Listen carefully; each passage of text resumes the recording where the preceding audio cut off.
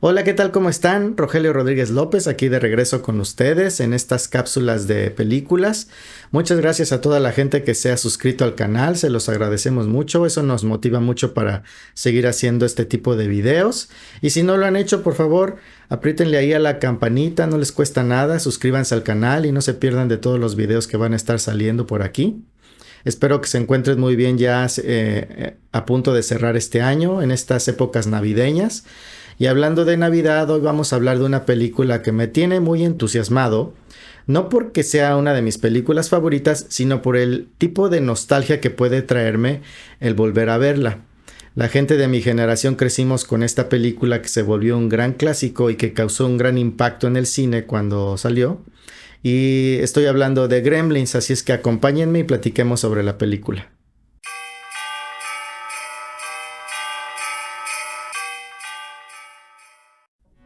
El término de Gremlins surge a principios del siglo XX y surge dentro de las Fuerzas Aéreas Armadas británicas.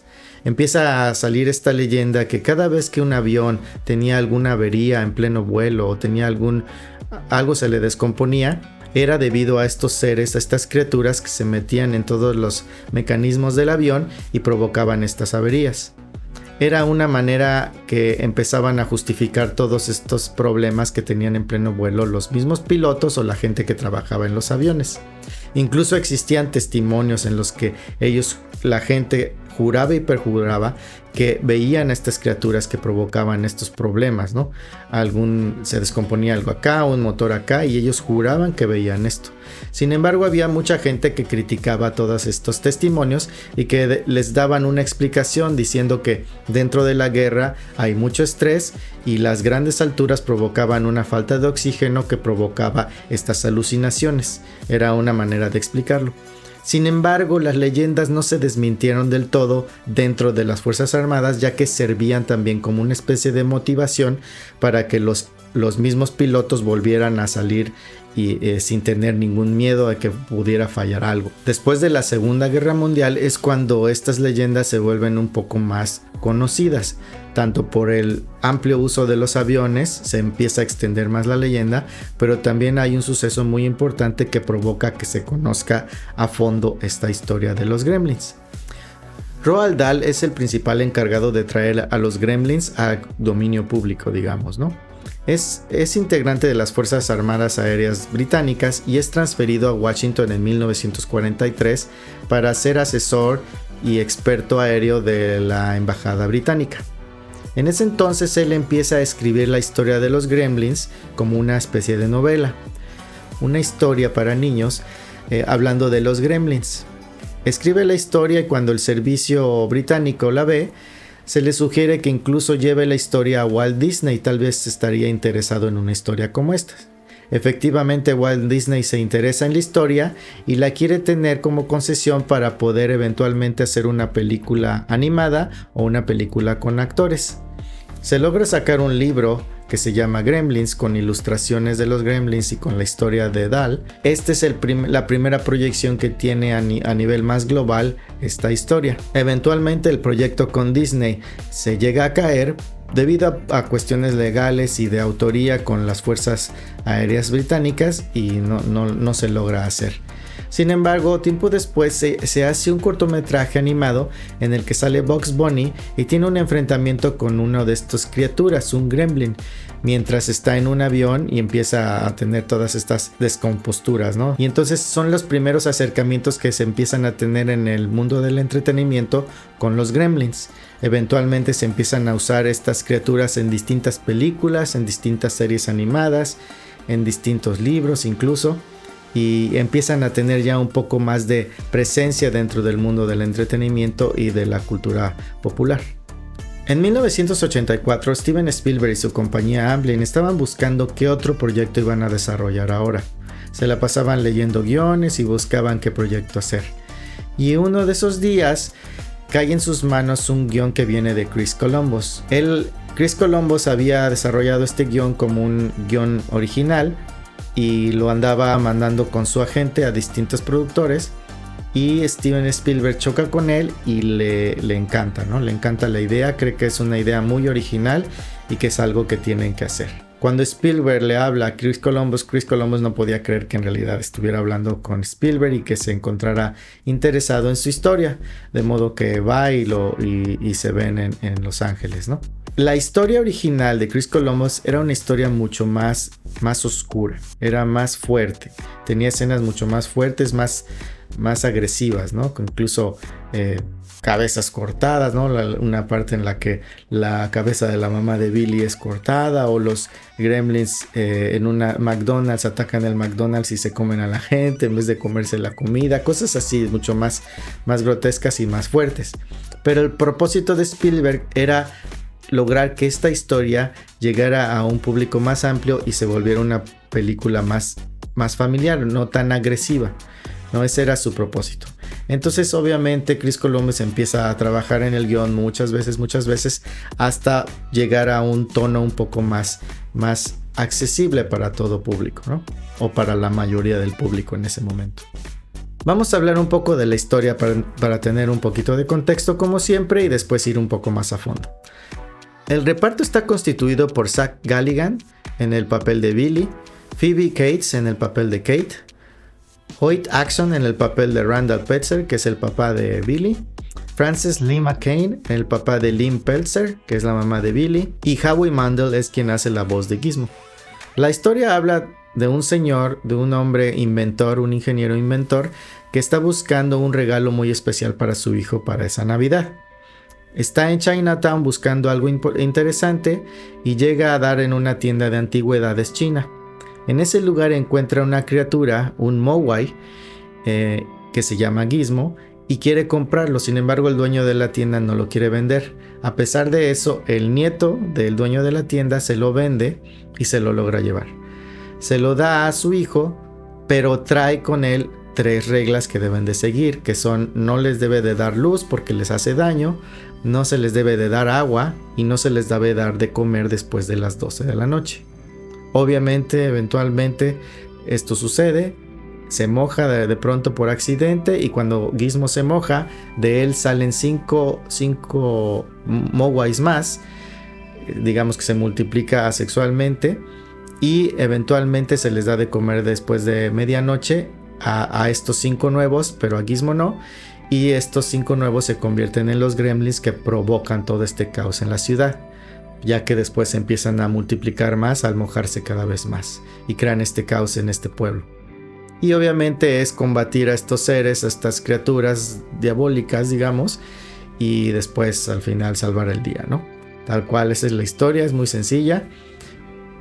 Pero dentro de esta historia pues existen muchas cosas muy curiosas, porque hay muchas situaciones que hacen referencia a ya sea estereotipos de la sociedad o incluso a otras películas navideñas o películas futuristas o cosas del estilo, ¿no? Es muy divertida por eso, porque tiene muchas cosas por aquí y por allá.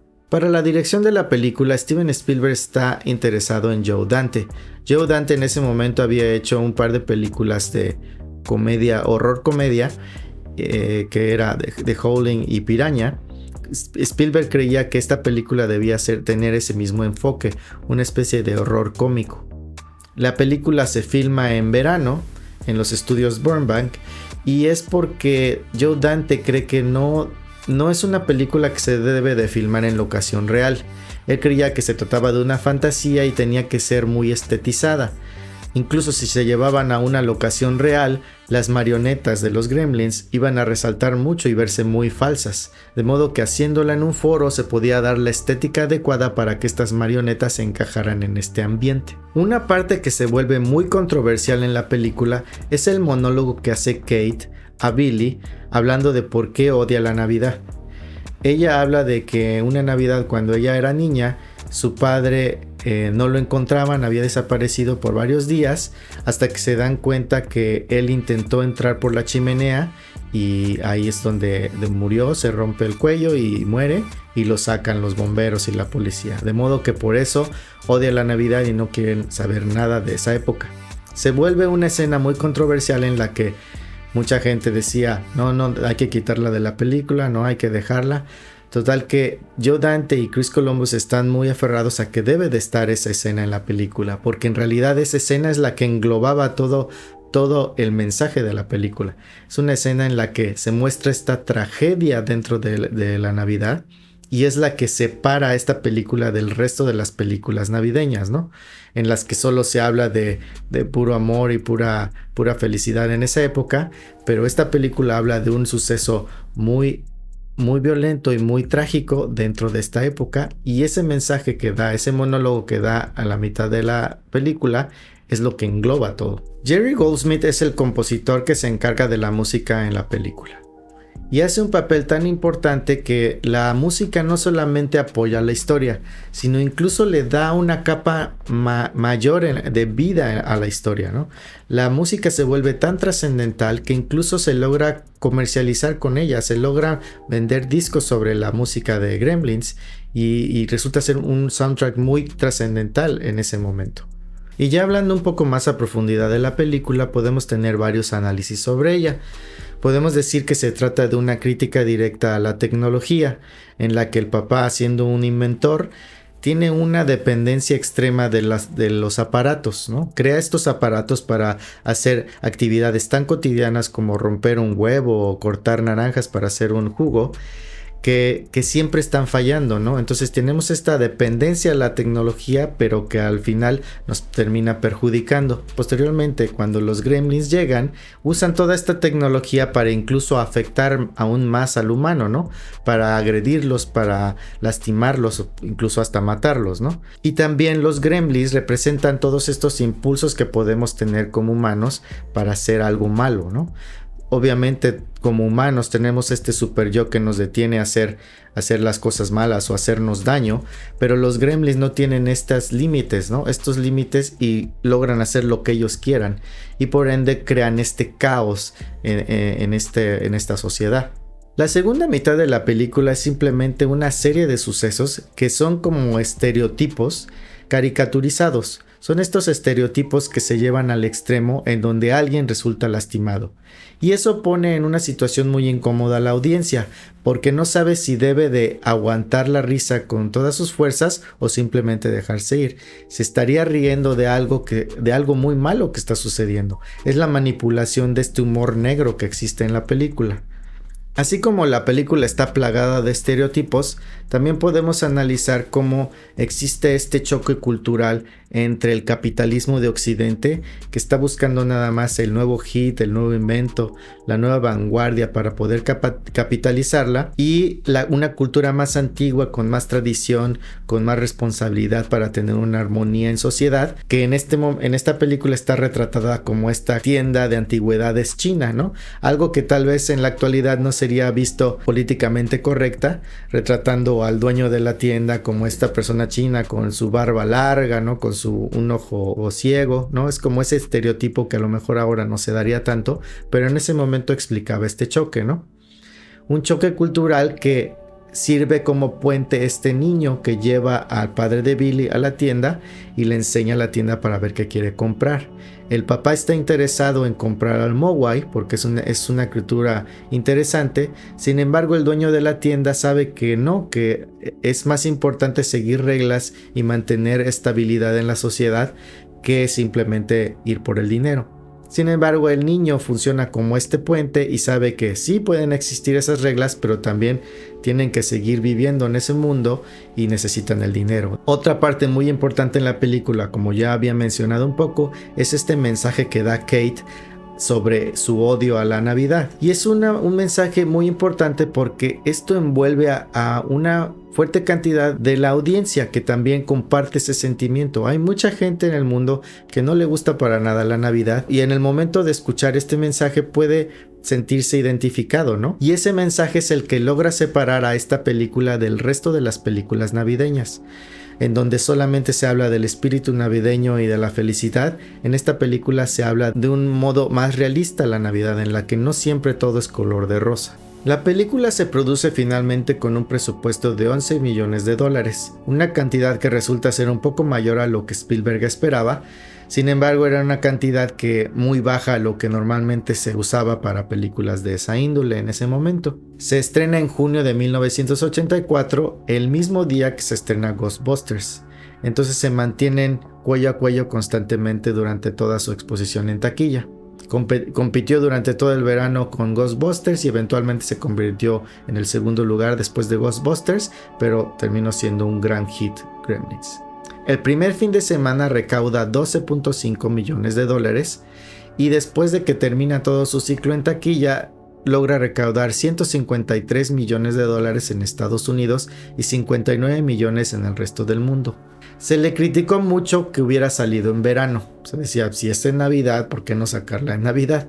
Sin embargo, el plan siempre fue sacarla en verano porque se creía que al sacarla en Navidad, su gran impacto iba a durar simplemente un par de semanas, ¿no? Toda la época de Navidad, toda la efervescencia que iba a causar esta época, le iban a ayudar.